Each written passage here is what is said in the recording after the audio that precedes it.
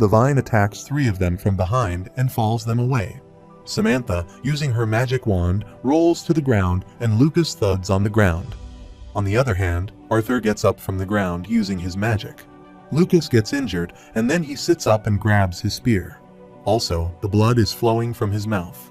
He heads up and looks toward the vine branches, thinking it's pathetic. This isn't he. Then he turns and looks toward Jasmine, who grabs Brawl by his shoulder to save him, twirls her dagger, and slashes the vine, moving toward them to attack. Lucas grits his teeth, thinking he is from the mighty Wykes family in one of the critical houses that led Sapin to victory against Eleonir. Then he picks up his spear and stands there, stabbing the guitar on the ground and head down, thinking he must stay alive and pass on his lineage. Lucas stood his back to Arthur and Samantha, while Arthur stood behind him, grabbing Samantha and looking toward him. Arthur steps ahead, and Lucas points his spear at his stomach and attacks him. With a firestorm, Arthur falls away, and his sword slips from his hand. Also, Samantha, whom Arthur grabs, falls there. Arthur is flying in the air backward. His clothes are torn from the fire, and he is badly injured and thud down, rolling and dragging on the cracked ground. She sees Jasmine and other team members get shocked, and tears start flowing from Jasmine's eyes. She runs toward Arthur. Lucas shouts, "Stay back," but she doesn't listen to him and runs toward Arthur. He sees Lucas point his spear toward her and attack her with his firestorm. She creates her wind magic fearfully and looks toward the firestorm near her. The fire explodes, and Jasmine and Brawl fall away backward. Jasmine gets severely injured. Her clothes are also torn, and she flies in the air, rolling slam on the pointed stone, and gets unconscious and sees Elijah shout, calling her name. Brawl thud on the ground badly and gets injured. Elijah sits on the ground, trying to create his magic, but before this, Lucas points his spear toward him and sees Elijah angrily ask him. Lucas points his firestorm spear toward him and smiles, asking don't try anything useless. He wants to get blasted as well. Elijah shouts at him what the hell he is doing, and in response, Lucas laughs, asking if he thinks he would risk his life to help the commoners escape. Then he lifted his flame spear upward, and looking up, he smiled, saying be honored. They all go down in history as the brave heroes who stalled the beast long enough for him to escape. With his firestorm, Lucas blasts the Diamond Hill to run from there. As he blasts the fire, the Diamond Hill falls in pieces. Holding his spear, he flies upward and laughs, saying he will tell everyone about all their courageous deeds. He sees Elijah standing there carrying his spell, gritting his teeth. Meanwhile, the older wood guardian sends its rolling vine branches there, which attack Elijah and fall him away. Elijah thuds on the ground, while the vine cyclone spurts out of the ground and rolls in the air. Elijah, lying on the ground, injured his nose, his mouth also bleeding, and the glass of his glasses broke. He winked and gritted his teeth, thinking no. The monster stood far from him, looking toward him, roaring. Elijah shouted no, and the beast sent its vine-pointed arm toward Elijah to grab him. He sees Elijah lying on the ground, extends his hand, and tries to get up, but he can't see. He squeezes his eyes. Meanwhile, the team's previous leader, Brawl, doesn't accept his defeat and gets before Elijah to save him. He attacks the vine, which is coming toward Elijah, with his flame storm and splash.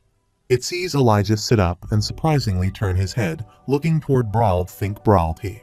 Brad smiled, struck his flame sword, and pointed toward the monster with his half-arm, asking if he would bully these kids into fighting him. In response, the beast roared. Brawl ran toward the monster and jumped onto the cliff, and then, from there, jumped up toward the monster. Lifting his flame sword, he throws his flame storm toward the beast. While the monster sends his vine branches toward him, the branches move toward him. On the other side, Elijah lies down toward Jasmine. Meanwhile, Arthur, who is lying behind him injured, can see Elijah turn his head and look toward him.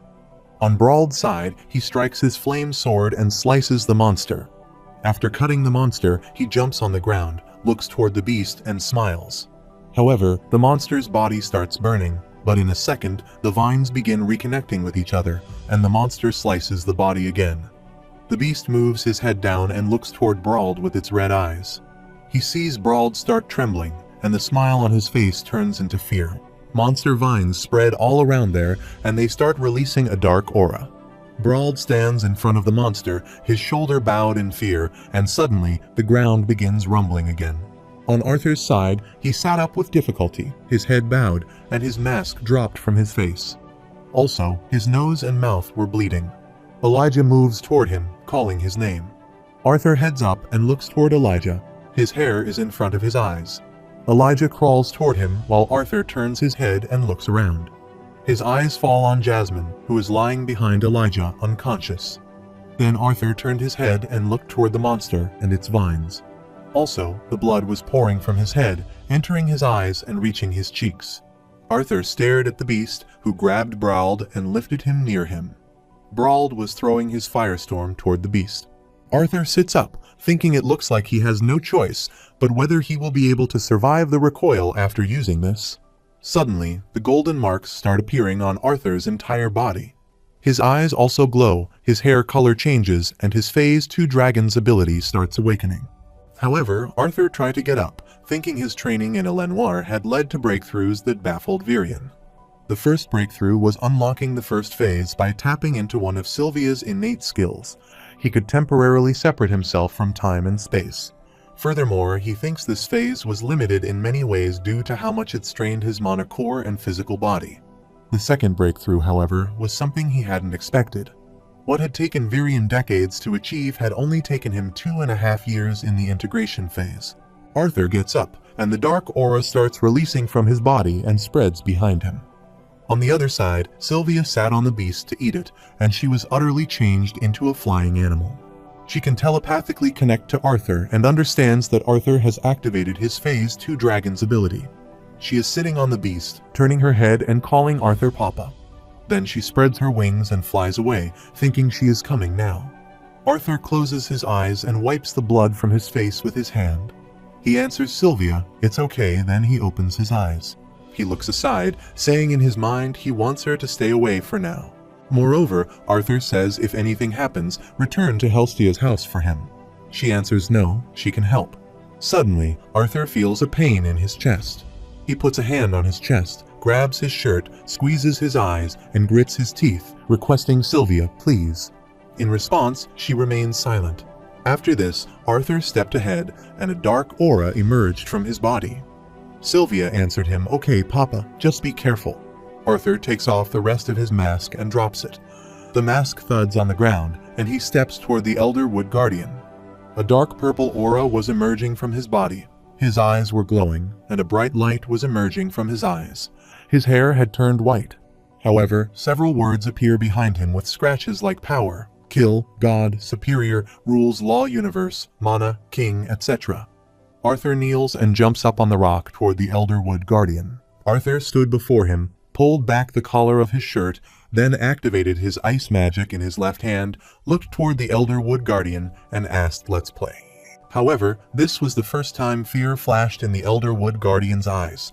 Arthur created his ice magic jump toward the Elder Wood Guardian.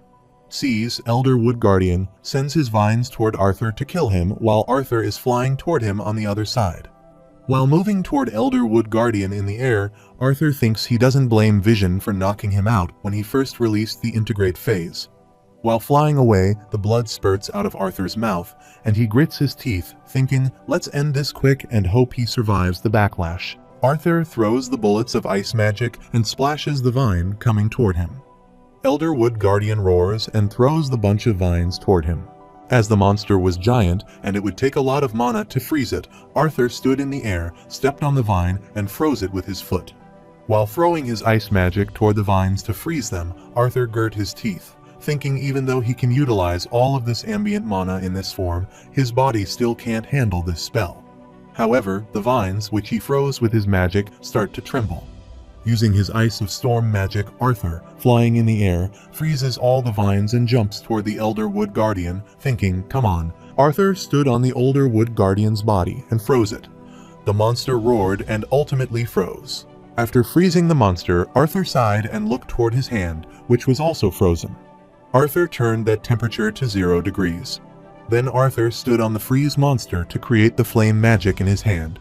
He used all his mana, the flame magic, the ice magic, and the lightning magic. He combined these three magic and created dark magic with it. Arthur clenched his fist, and the dark aura started emerging from it. The dark purple and black aura spread there. Arthur punched the frozen monster and crashed it. The dark aura spread around the beast and crashed its body into pieces. After crashing the monster, Arthur thuds on the ice ground while the blood flows from his eyes, nose, and mouth. He kneels on the floor and looks up.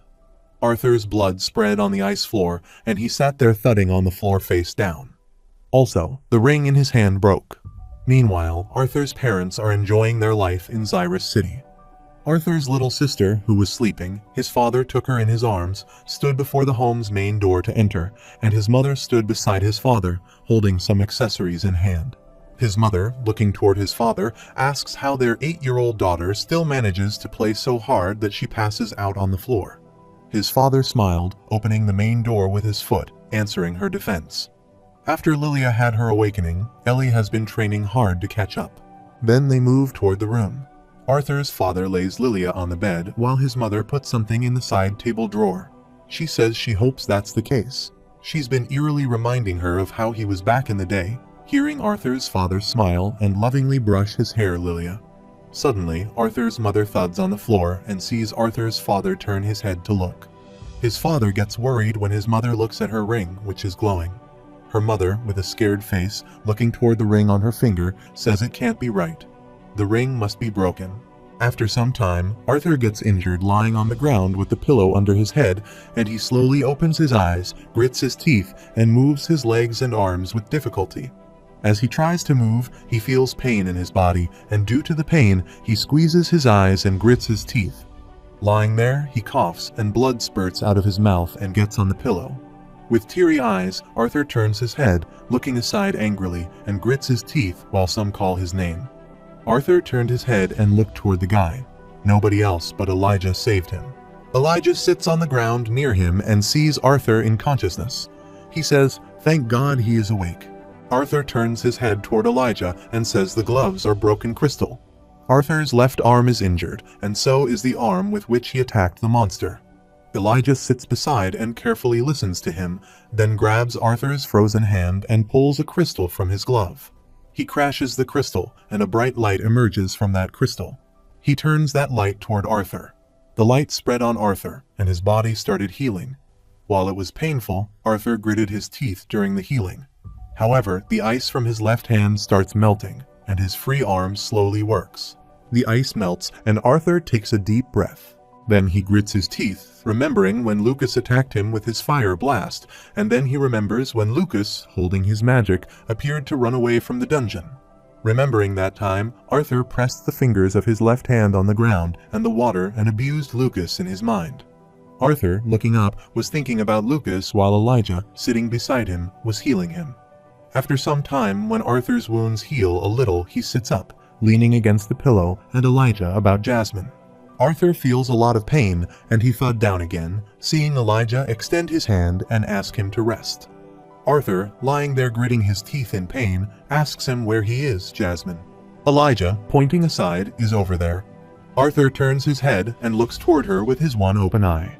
Jasmine is lying there with the pillow under her head, unconscious, and Elijah tells Arthur she was hit a lot harder by Lucas's spell, and her body wasn't fortified with mana. Further, he says he had a medical kit on her, so he treated the burn, but he thinks there may be some internal damage too. She hears Arthur clenches his fist, then sits up with difficulty, extends his left hand toward Elijah, and asks him to take a gem from his glove and use it on her. Elijah nods and does the same that Arthur asks him to do. He takes the stone and crunches it. A bright light emerges from the stone, and he points that light toward Jasmine. As that light falls on Jasmine, she grits her teeth due to pain and gets unconscious again. Elijah sits beside her, sending that light toward her, and says her breathing looks better already. He thinks she will be okay with a few hours of rest. Arthur thuds on the pillow and closes his eyes, thanking God for Mother's healing beads. Then he slightly smiles and lays there relaxed, considering he hasn't felt this bad since he was 4 good times. On the other side, Sylvia, flying in the air, understood that Arthur was awake. Then she followed Lucas, who was running from there in an injured state, holding his spear. Ask Arthur Papa if he is awake now, is he okay?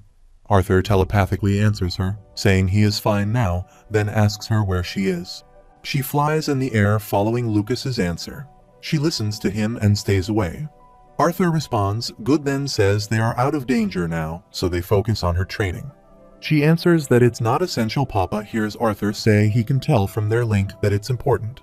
Then he says trust him, Sylvia. They are just resting now, she asks, and he says to do what she has to do, Sylvia, and he will see her soon. However, Arthur, lying there, closes his eyes and presses his lips. Elijah sits beside the light globe and asks if he feels better now. Arthur, lying there, raises his fist, answering good enough to run a marathon. Then his arm plops on the ground and sees Elijah smile. After a while, Elijah turns and looks toward Arthur, saying he would have never guessed that Note, the legendary masked swordsman he tested with, would be someone his age. Here's Arthur gets surprised, then he extends his hand toward his face to check the mask, and he is surprised when there is no mask on his face. He shouted, asking for his mask. Elijah looked toward him and smiled, saying sorry, it seemed to have fallen off during the fight. He couldn't find it. Here's Arthur sits up and trembles, asking what about his sword. Did he see the black stick he carried around? Elijah, pointing aside toward the wall, answered over there. He didn't know if it was valuable, but he kept it just in case. Arthur sighs and thuds on the ground, then thanks Elijah for saving Jasmine and him. Also, he thanks him for retrieving his sword when he could have easily escaped by himself. Elijah, looking down, adds, well, if he would leave him there half dead, that would put him on the same level as Lucas, then ask him, wouldn't it? Arthur smiles, answering not nearly. Elijah surprisingly says he is more curious about why he stayed right when the Elder Wood Guardian showed up. Moreover, he says he saw Jasmine trying to get him to leave. Arthur laughed, answering a king never betrays his people. Then he smiled and promised someone significant to him that he would become a better person and cherish the people around him. Looking toward him, Elijah turns his head and PFFT, adding he sounds like an older man. Then he turns his head and, looking toward Arthur, asks what kind of life he has been living up until now to have to promise someone that. Arthur's lying answer sometimes wonders himself, then says but enough about that. Then Arthur turned his head and looked around, asking how long he was out for Elijah to sit beside the wall. He answered, head to tell, but more than a day. Arthur gets up and leans beside the wall near Elijah, and Elijah surprisingly looks toward him. Then Arthur sat beside the wall and put his hand on his stomach, and says they will be stuck there for a bit longer while Jasmine recovers, so they might as well take this time to get to know each other. Suddenly, Arthur feels pain in his body. Seeing this, Elijah gets up and steps toward him, asking him to be careful. After this, Arthur extends his hand toward Elijah, sees he is surprised, and then extends his hand to shake hands with Arthur. However, when Arthur extends his hand toward him and says he is Arthur Lewin, they both shake hands. While grabbing Elijah's hand, Arthur says he can call him Art. After this, Arthur sits there, raises his right hand, and rattles it against the metal wall, saying so, Elijah, Knight of Dwarves. It doesn't seem to be naturally made. Then, looking toward Elijah and asks if he is responsible for this metal shelter.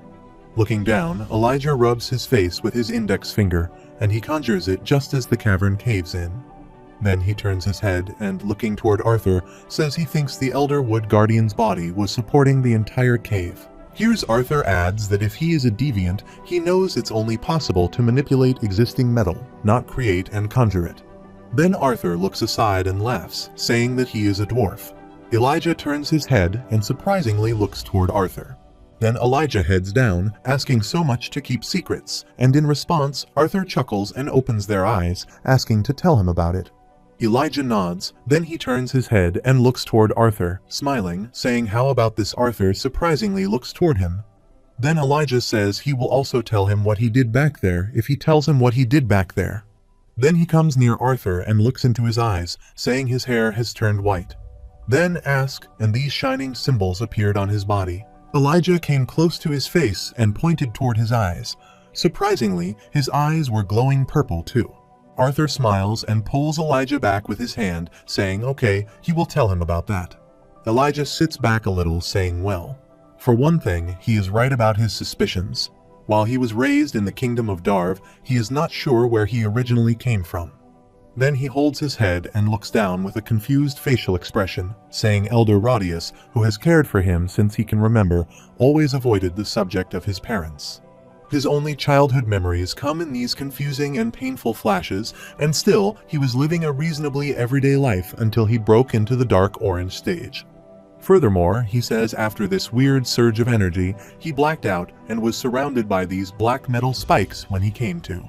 After this, Elijah, looking toward his hand, says that after that happened, Elder Radius told him it was time to leave and explore the rest of Dicathan.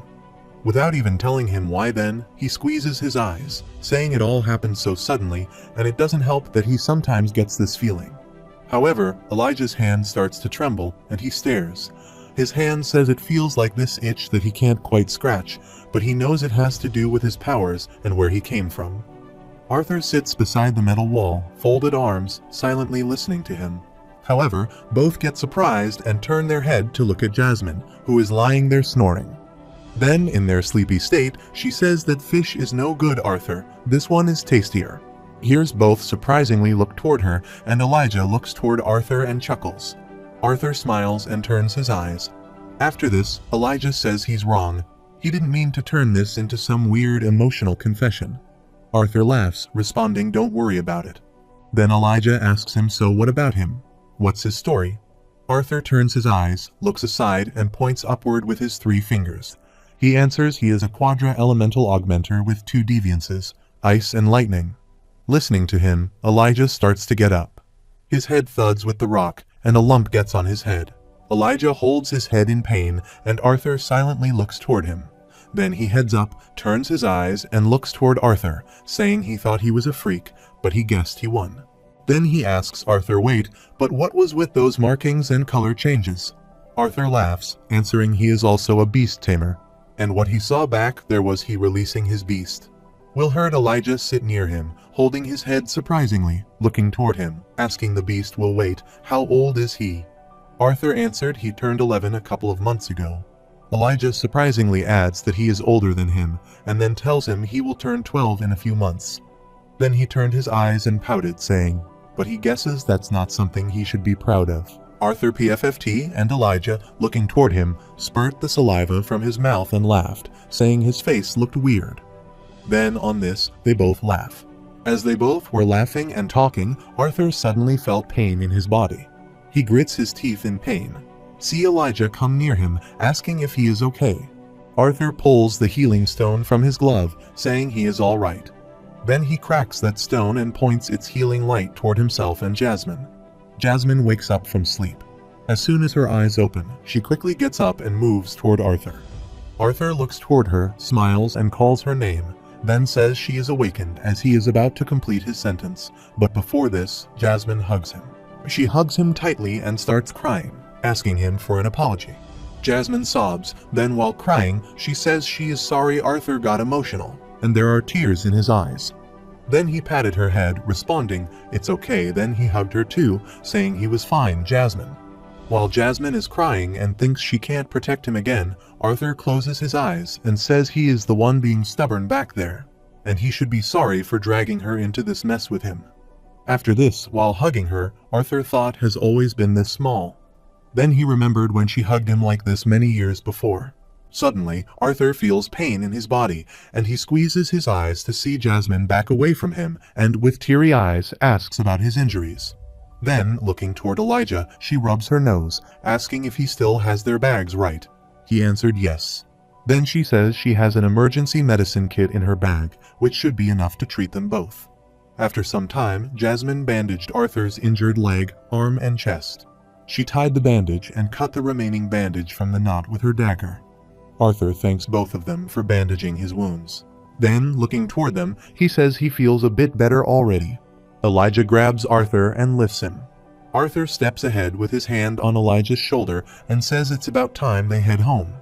Elijah helps him walk, and 3 of them step ahead. After this, Elijah, using his magic, cracks the metal shelter. A bright light falls on their faces, and they enter the rubble world to exit the dungeon. Arthur puts one hand on Elijah's shoulder. In the other hand, he holds the stick and moves ahead. Then he thudded on the floor and asked them to wait. Elijah kneeled near him while Jasmine stood beside them, looking around. Arthur asks Elijah if he thinks anyone else survived. He looked aside to answer. The Elder Wood Guardian consumed Reginald and brawled before his last fight against it. Then he closes his eyes and sets his glasses, saying it's doubtful. He hears Arthur get sad, and Jasmine adds, asking what about Samantha. Elijah, scratching his head, answers that he could conjure a metal shelter around her before the cave separated them. But she was in pretty bad shape, so he was unsure if she had survived. After this, Arthur gets up with the help of his stick, asking Elijah how they will even find her in all of this rubble. Then he, looking toward the rubbles, says even the Elderwood Guardian's beast core is probably lost somewhere. Elijah kneels, putting his hand on the ground and looking down into the glass ground. He says he couldn't while they were underground, but he can try searching for her now. However, with both hands, Elijah releases the mana around them, and he closes his eyes while creating the mana. Elijah draws a dark circle with his spell on the ground to find her. While doing his spell, he gets surprised and shouts Earth is a pulse. The ground starts releasing the bright light in the surrounding circle, and the bright light from the end of the circle is turning. Elijah scans that area and finds Samantha. He heads up and, looking ahead, says he saw her and her heart is still beating. Arthur and Jasmine are surprised, and Elijah gets up and runs away from there, asking them to let go. Both stood behind him. With a surprised facial expression, Arthur thought the Earth's pulse spell only scanned the ground's surface. Then question who exactly is this boy? Both Arthur and Jasmine look toward each other and nod. Then they step after Elijah to follow him. However, Elijah arrived near the area where Samantha was pressed down. He extended his hand, started his spell on the ground track, grabbed the stone, and cracked it, calling Samantha's name. As he cracked the stone, a bright light fell on Samantha's body, and she was lying there unconscious also. She was severely injured, and the vines bound her legs. Some vines pierced her leg, and blood flowed from her injured body. Elijah sees her in that condition and runs toward her. He sat near her and extended his hand toward the vines that bound her legs, calling her name. But before he touches her, Arthur asks him to wait, and he stops there. Arthur gets near Elijah and, looking toward Samantha, says that vine is acting as a splint for her legs. If he removes it now, it might make her injury worse. Elijah checks her pulse, then says her pulse is steady and her breathing is good. After this, he touches her head, saying the fever is worrisome, but he doesn't think her life is in danger right now. She hears Arthur standing beside her emotionally and then looking toward her, saying the silver lining is that she is at least unconscious. Looking toward her body, Elijah adds some silver lining, and then Jasmine carries Samantha in her arms and asks them if they should head back. Then they step toward the exit. While Arthur still stands there with his back to them, he turns his head and sighs, thinking it will be impossible to find the Elderwood Guardian's beast core in this mess. Furthermore, he thinks it looks like a priceless treasure will remain buried there, and then Arthur steps ahead after them. Suddenly, something thuds on the ground, and he sees them stop there. Elijah worriedly asks what is happening now. Arthur grabs his hand and looks toward him, smiles, answering okay. Then again, something thud near them, sees Elijah gulp, and an explosion occurs. Gritting his teeth, Elijah puts his hand over his face, and Jasmine, carrying Samantha, turns and stands with her back to that explosion. Elijah pulls his arm back from his face and opens one of his eyes to look. As he looks, he gets scared to see Sylvia there, his mouth wide open in fear. Jasmine stood there, turned, and excitedly looking toward Sylvia, said, "Don't tell her." Sylvia excitedly comes near Arthur, calling him Papa, and then says she is there. Arthur silently looks toward her while Elijah stands beside her and is speechless. Arthur lovingly looks toward Sylvia, answers yes, she is, and she has gained some weight, width, and height. Sylvia licks Arthur and soaks him with her tongue, and his hair curls upward due to her licking it. Arthur looks toward her and remains silent while she lovingly looks toward him and smiles. Elijah stood beside Arthur fearfully, pointing toward Sylvia, asked that's a wyvern, right? But it has 4 limbs. Elijah profusely sweats and trembles, asking to wait. That's not a dragon. Right then, he says no, it can't. Arthur moves toward Sylvia and stands beside her, answering Elijah. She is a dragon, and she hears Elijah fearfully say, "Don't look at him like he is the weird one." Arthur holds his head and lovingly brushes her, saying this is his bond, Sylvia. Sylvia, head down, stands before Arthur and sees Elijah, surprisingly saying that dragons were thought to have gone extinct for centuries. Patting Sylvia and looking toward Elijah with a smile, Arthur answered that he needed him to keep her a secret. After this, Arthur, looking toward Jasmine, says she already knows about her. Sylvia lovingly looks toward Jasmine, then goes near her and slurs her too. Elijah is surprised. However, the hairs on the front of Jasmine's head curled upward, and she stood there silently with a surprised face, carrying Samantha in her arms. Jasmine closes her eyes, shakes her head, and sets her hair. Then Elijah, with a sad facial expression, adds he is 11 years old, quadra-elemental deviant in 2 elements dragon bond. As Elijah said this, Arthur stepped ahead and climbed onto Sylvia's feather, then sat on Sylvia and helped Jasmine sit Samantha on Sylvia's back. Elijah sighs and shakes his head, and Arthur sits on. Sylvia calls his name. Elijah surprisingly looks toward Arthur, and he carries Samantha in his arms and asks Elijah to let go. After this, they sit on Sylvia.